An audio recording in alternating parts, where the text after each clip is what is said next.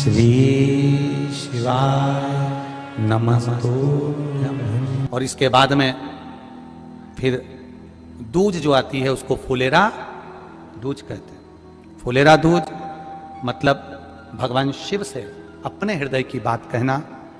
जो दान किया, पुण्य किया, सत्कर्म करा, वो कभी छिन्न ना होना। अर्थात सारे व्रत, सारे उपास, सारा दान मरने से पहले हो सकता है छिन्न हो जाए, पर फुलेरा दूज का किया हुआ दान, पुण्य, सत्कर्म, भजन, कीर्तन कभी समाप्त नहीं होता। वो फुलेरा दूज। धतूरे की उस दिन बड़ी महत्वता रहती है। शिवलिंग पर धतूरा पहली बार चढ़ाया गया तो फुलेरा दूज का दिन था। इसलिए शिव महापुराण की कथा कहती है जिस दिन कोई मुहूर्त नहीं हो, कोई काम नहीं हो, उस दिन केवल फुलेरा दूज के दिन आप किसी भी दुकान का, व्यापार का, व्यवसाय का, जन्म का, आदि का कोई भी मुहूर्त कर लो, वो कभी ठप नहीं हो सकता, वो बढ़कर ही चलेगा। सारी जिंदगी के कांटे निकल जाते हैं, सारी जिंदगी के कांटे समाप्त हो जाते हैं फुलेरा दूज। कहते हैं दुनिया में सब दिन का दान, सब दिन का पुण्य समाप्त हो सकता है, और फुलेरा दूज का दान, पुण्य, सत्कर्म, भजन, कीर्तन, नाम स्मरण समाप्त नहीं हो। जो दुकान, जो व्यापार, जो व्यवसाय, और पहले भी आपको कहा, मान लो आप शिवरात्रि के दिन रात को भगवान शंकर को धतूरा चढ़ाते हो व्यापार व्यवसाय के लिए, और वो धतूरा आप शिवरात्रि के दिन सुबह 4 बजे से पहले नहीं बांध सकते, तो उस धतूरे को फुलेरा दूज के दिन लाल वस्त्र में बांधकर अपने व्यापार वाली जगह पर बांध दो। जीवन में कभी व्यापार नीचे नहीं जाएगा, बढ़ता ही चला जाएगा। और उनके लिए भी निवेदन करूंगा जिनके यहाँ कर्जा बहुत है, बहुत कर्जा है, चूक ही नहीं रहा, पैसा ही नहीं रहा, व्यापार चले तो कर्जा चूके, उनके लिए भी निवेदन करूंगा। एक धतूरा बेलपत्री के पेड़ के नीचे शिवलिंग का निर्माण कर कर फुलेरा दूज के दिन उस धतूरे को अपनी कामना कर कर हल्दी में भिंगोकर उसको भगवान शंकर को समर्पित कर दीजिए अपनी कामना कर कर। उसी हल्दी की एक बिंदी अपने साथ में रुमाल में लगाकर अपने व्यापार व्यवसाय की जगह पर लेकर जाइए। कर्जा धीरे धीरे धीरे धीरे जब चूकेगा, जब लक्ष्मी आएगी तो लक्ष्मी की वृद्धि भी वो करता महाराज। ये फुलेरा दूज के उपाय। जब कर आ जाते हो, अचानक गिर जाते हो, हापड़ी भराने लगती हो थोड़ा सा चलने पर, श्वास फूल जाती हो ज्यादा चढ़ने पर, उनके लिए विशेष है कि धतूरे की जड़ को, धतूरे का जो फल होता है उसकी जड़ महाराज निकाल कर, धोकर, उसको घिसकर शंकर भगवान पर उसका लेपन कर दीजिए। थोड़ी सी जड़ शिव जी पर चढ़ा दीजिए फुलेरा दूज के दिन। उस जड़ को पानी चढ़ाकर वापिस लेकर आ जाइए। जो मिर्गी का मरीज होता है, जिसको दमे की शिकायत होती है, श्वास की होती है, चलने में हापड़ी भरा जाती हो, फुलेरा दूज के दिन दोपहर के समय पर उसको वो जड़ केवल 3 या 4 बार सुगंध में सुंगा दी जाती है, तो मिर्गी की बीमारी समाप्त हो जाती है, और जिसको दमा श्वास फूलता है उसको भी आराम लग जाता है। फुलेरा दूज के दिन उसके लिए नित्य आनंद का सुख दे जाते। और भी ध्यान दें, जिसको बहुत भारी बीमारी हो, डॉक्टर कह रहे हैं कि ऑपरेशन की जरूरत है, ऑपरेशन कराना पड़ेगा, गांठ हो गई है, ये हो गया है, वो हो गया है, निवेदन है एक धतूरा फुलेरा दूज के दिन भगवान शंकर के शिवलिंग पर समर्पित करें, और 5 बेलपत्र नंदीश्वर भगवान पर अर्थात भगवान नंदी पर समर्पित करें। जीवन में कितनी बड़ी भी बीमारी होगी वो आगे नहीं बढ़ सकती, ऑपरेशन की जरूरत नहीं पड़ सकती, वो केवल फुलेरा दूज पर हो। मौका मिला है आनंद से। धतूरा होता है विषैला। कैसा होता है? विषैला, बहुत विष होता है धतूरे के अंदर।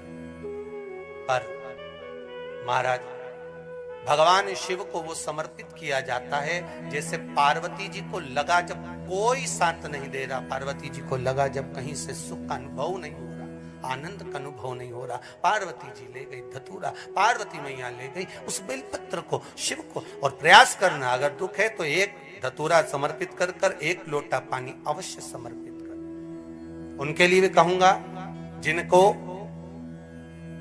शरीर में दाद हो जाती है, खाज हो जाती है, या खुजलियों का क्रम हो जाता है, उनके लिए भी महाराज धतूरे का पानी, धतूरा एक लोटे में डाल दो, पानी रख दो उसमें, उसके अंदर थोड़ा सा चंदन डालकर वो पानी शिव जी को समर्पित कर दो। वही पानी को लेकर आ जाइए और कुछ देर तक शरीर में लगाकर बैठ जाइए महाराज। वो केवल फुलेरा दूध का है महाराज, उसको शरीर में लगाकर थोड़ी देर बैठ जाइए, 15-20 मिनट तक। शरीर के अंतर्गत कोई वस्त्र ना हो, उस वस्त्र को उतार कर उसको लगाकर बैठ जाओ। 2.5 से 3 महीने में दांत खाज किसी भी चर्म रोग होगा वो धीरे धीरे समाप्ति की ओर हो जाएगा महाराज। फुलेरा दूध का महत्व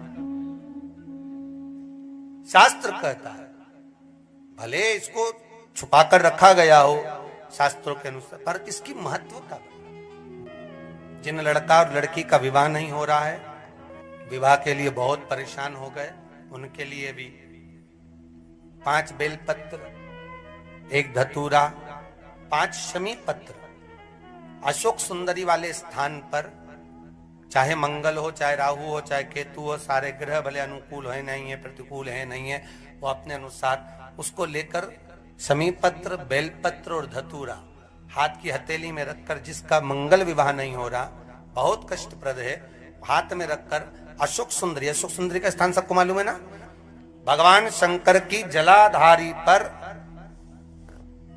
शिवलिंग, पार्वती जी का हस्त कमल, जहां से चरण जल नीचे जाता है, राइट भाग गणेश जी का स्थान, लेफ्ट भाग कार्तिकेय का स्थान। जलाशय में से, जलाधारी में से जो जल नीचे गिरता है बूंद बूंद, वो शंकर भगवान की 5 लड़कियां, जया, विषहरा, शामरीवारी, 2 तली और देव। शंकर जी की 1 लड़की और अशोक सुंदरी 6ठे नंबर की, उसका स्थान, इन पानी जो जाता है उसके बीच में जो मोटी सी लाइन होती है, उस मोटी सी लाइन पर जो स्थान है वो अशोक सुंदरी का स्थान है। किसका स्थान है? अशोक सुंदरी। शंकर भगवान का संपूर्ण परिवार, जलाधारी माता पार्वती जी का हस्तकमल, चरण, राइट में गणेश जी, लेफ्ट में कार्तिकेय जी, बीच में अशोक सुंदरी, और ऊपर से जो 1-1 बूंद पानी गिरा रहा है वो है शंकर भगवान की 5 लड़कियां, जया, विषहरा, शामरीवारी, 2 तली और देव। शिव की 5। तो जिनका विवाह नहीं हो रहा, अशोक सुंदरी वाली जगह पर हाथ में लेकर वो धतूरे के साथ शमी पत्र, बेलपत्र समर्पित करें और बाबा से निवेदन करें, बाबा आपकी कामना पूर्ण, फुलेरा दूज करें। अशोक सुंदरी पर जो धतूरा चढ़ता है, वैसे तो अशोक सुंदरी पर धतूरा बहुत कम चढ़ता है, केवल एक फुलेरा दूज का दिन ही ऐसा होता है जिस दिन अशोक सुंदरी वाली जगह पर धतूरा चढ़ता है। अशोक सुंदरी शिव शंकर जपूं तेरी माला, भोले बाबा जपूं तेरी माला, भोला सब दुख ओ भोला सब दुख